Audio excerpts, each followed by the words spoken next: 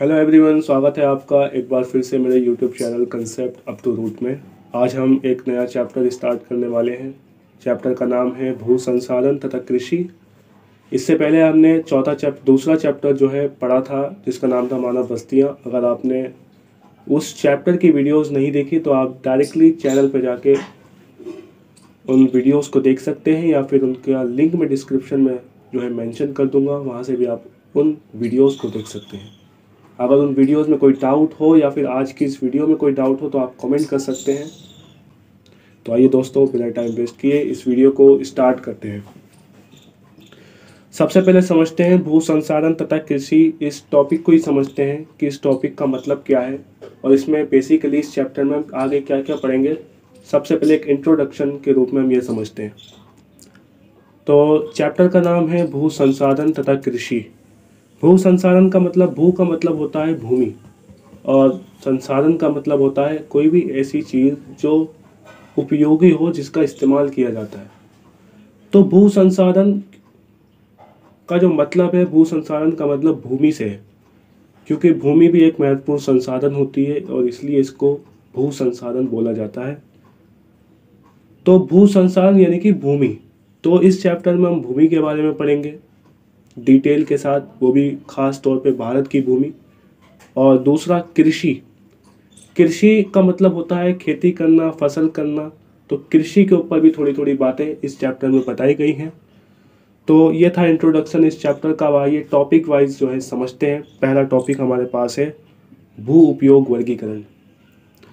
अब ये भू उपयोग वर्गीकरण क्या है, यानी कि कहने का मतलब ये है कि जो भारत की भूमि है उसका कहाँ कहाँ इस्तेमाल किया जाता है, कहाँ कहाँ ज़्यादा किया जाता है, यानी कि कहाँ जो है कृषि ज़्यादा की जाती है, ठीक है, कहाँ पे जो है घर ज़्यादा है। तो ये सारी चीज़ें हम समझेंगे हम एक एक करके। उससे पहले दो पॉइंट आपको समझने की ज़रूरत है। लिखा है कि भू राजस्व विभाग, भू राजस्व विभाग भू उपयोग संबंधी अभिलेख रखता है। अब ये भू राजस्व विभाग क्या है? भू राजस्व विभाग एक डिपार्टमेंट है बेसिकली, और इसका काम क्या है कि जो भूमि का उपयोग है, भूमि का क्या क्या उपयोग है, कई सारे उपयोग होते हैं। भूमि पे कृषि भी की जाती है, भूमि पर जो है हम रहते भी हैं, भूमि पे जंगल भी हैं, बहुत सारी चीज़ें भूमि पर होती हैं, ठीक है। तो जो भू राजस्व विभाग है, डिपार्टमेंट है, ये क्या काम करता है, जो भूमि के उपयोग है उसका अभिलेख रखता है, उसका एक रिकॉर्ड रखता है अपने पास, ठीक है।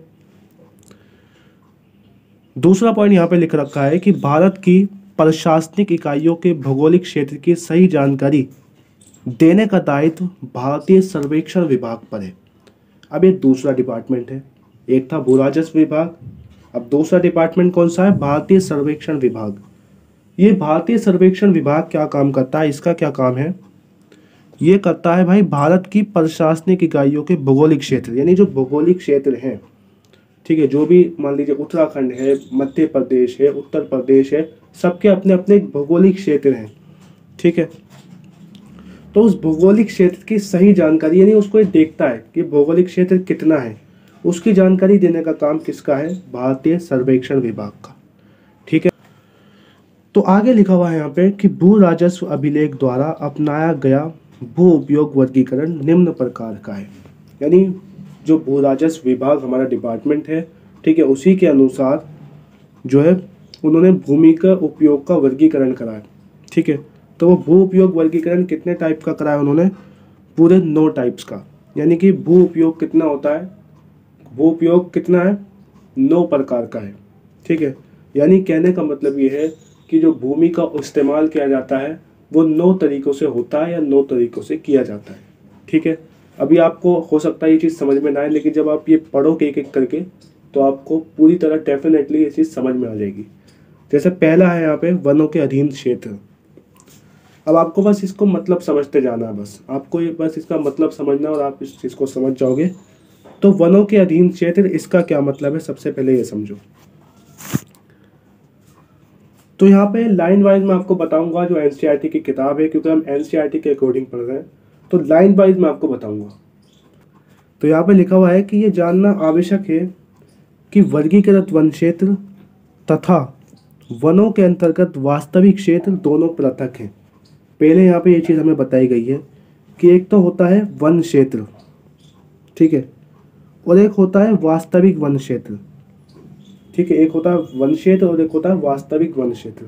वास्तविक वन क्षेत्र का तो मतलब ये हो गया कि जहाँ पे एक्चुअल में वन पाए जाते हैं, और वर्गीकृत वन क्षेत्र का मतलब ये है कि जो डिपार्टमेंट के द्वारा एक तरीके से क्लासिफाइड कर दिया गया है, ठीक है, और वहाँ पे जो है वन हो भी सकते हैं, नहीं भी हो सकते, ठीक है। बात आ गई समझ में। वर्गीकृत वन क्षेत्र जो डिपार्टमेंट यानी जो राजस्व विभाग है उसके अनुसार एक तरीके से क्लासिफाइड कर दिया है, ठीक है। वहाँ पे पेड़ हो, जंगल हो भी सकते हैं, वहाँ पे जंगल नहीं भी हो सकते, ठीक है। लेकिन जो वास्तविक वन क्षेत्र है इसका मतलब क्या है? इसका मतलब ये है कि जहाँ पे एक्चुअल में वन पाए जाते हैं, ठीक है। ये जो वनों के अधीन क्षेत्र है इसमें बस सिंपल सा यही बताया गया है कि जो भूमि है एक तरीके से भूमि का इस्तेमाल वनों में भी किया जाता है, यानी जो वन है वो भूमि पर ही होते हैं, ठीक है। जो वन होते हैं वो भूमि पर ही होते हैं। और यहाँ पे दो तरीके से हमें बताया कि एक तो वन क्षेत्र होता है वास्तविक वाला, और एक वन क्षेत्र होता है हमारा भू राजस्व के द्वारा जो निर्धारित किया जाता है। तो भूमि का एक इस्तेमाल तो इस तरह हुआ है, ठीक है। भूमि का एक इस्तेमाल कुछ इस तरह होता है, ठीक है, वनों के अंदर। दूसरा है यहाँ पे बंजर एवं व्यर्थ भूमि। अब ये बंजर एवं व्यर्थ भूमि किसको कहा जाता है? तो आपकी किताब में बड़ी आसान लैंग्वेज में लिख रखा है कि वह भूमि जो प्रचलित प्रौद्योगिकी की मदद से कृषि योग्य नहीं बनाई जा सकती, ऐसी भूमि को हम बोलते हैं बंजर व व्यर्थ भूमि। यानी कि ऐसी भूमि जो टेक्नोलॉजी की मदद से, जो अभी टेक्नोलॉजी हमारे पास है, ठीक है, जो अभी मौजूद है हमारे पास जो टेक्नोलॉजी है, उस टेक्नोलॉजी की मदद से जिसको कृषि योग्य नहीं बनाया जा सकता, जो कृषि के लिए बन ही नहीं सकती, उस पर खेती करना असंभव है आज की टेक्नोलॉजी के अनुसार। तो ऐसी भूमि को हम बोलते हैं बंजर एवं व्यर्थ भूमि। इसमें कौन कौन सी भूमि शामिल है? जैसे बंजर पहाड़ी कोई भूभाग हो गया, या फिर रेगिस्तान जो मरुस्थल होते हैं हमारे, वो भी इसी कैटेगरी में आते हैं, ठीक है।